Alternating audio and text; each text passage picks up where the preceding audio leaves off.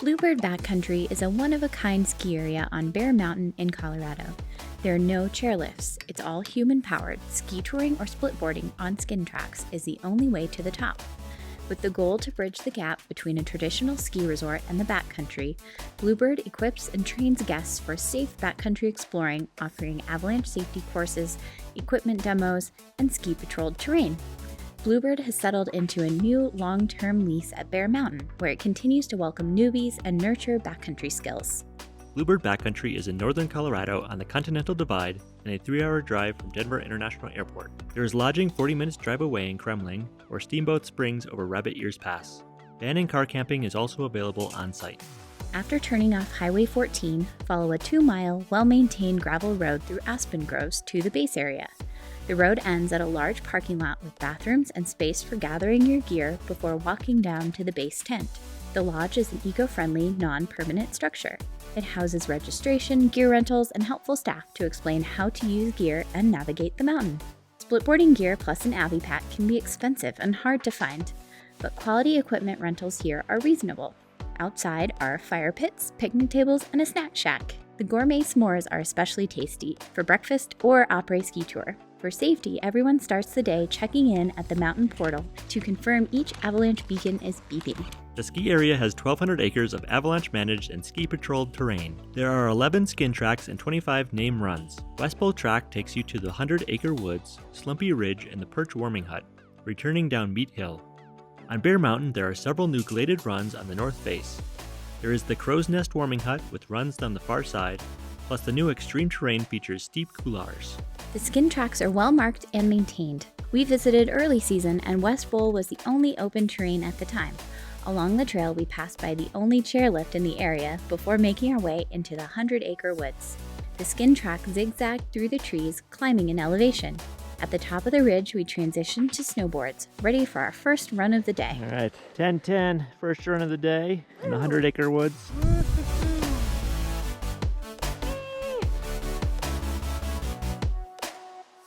Reached the bottom of the slope. At the bottom, we transitioned back into split mode and took the Lost in the Woodwards Trail all the way up the ridgeline. Along the skid tracks and around the area are stamps you can collect in an activity booklet. It's a fun scavenger hunt that adds up to a free or discounted drink at the Dean West Bar in Kremling. We gave the tree a stamp too. Pew pew, get lost in the woods. At the top of West Bowl Ridge, we passed by the Wumping Willows steeps to the top of Slumpy Ridge, where we transitioned again. It was a bit windy, and we could have found a better spot out of the blowing snow. Slumpy Ridge was really fun, with more open aspen trees, enough slope for cruising, and plenty of snow. We carved down through the trees towards the Perch Warming Hut, where we transitioned back into touring mode. The Perch Warming Hut was quite cozy. It was good to get out of the wind and warmed by the wood-burning furnace. There is a fire pit and free bacon just outside too. Nearby was a bathroom facility in a thermal tent. How was it? Has a couple pros going for it. It's warm inside, it's insulated, and it's better than a snowy butt in the woods. After warming up, it was time for more laps on West Bowl. The skin track was a little steeper from the other side, but still manageable, with another stamp along the way. We took 2 more runs through the aspen glade before heading back to the base. The best way back was a climb up Meat Hill for just enough speed. On the final transition, we kept our poles out for added momentum. For a green run, it was still fun. Down through the trees to the fairly flat exit. Back to check-in. We would need at least another day to explore the rest of Bear Mountain. Bluebird has several events throughout the season, including Bring Your Dog Day and games at the base area to win awesome prizes. We signed up for the Beacon Challenge. Whoever located and probed a buried object the fastest out of multiple rounds won. Surprisingly, I won with a second to spare, walking away with an Ortovox avalanche backpack. Jennifer was also fast enough to win an Abby shovel. One of the main goals of Bluebird is education of backcountry safety. We took their 3-day Splitboard-specific ARI Level 1 course. The first day was a classroom training, but the next 2 days were in the field at Bluebird. Much of the class is risk mitigation, with planning, identifying avalanche terrain, and studying snow conditions to make safe decisions on the slopes. We practiced digging snow pits to test the snow stability. We also learned about route finding, terrain analysis, and how to fix broken equipment, like a binding and trekking pole, right out in the field.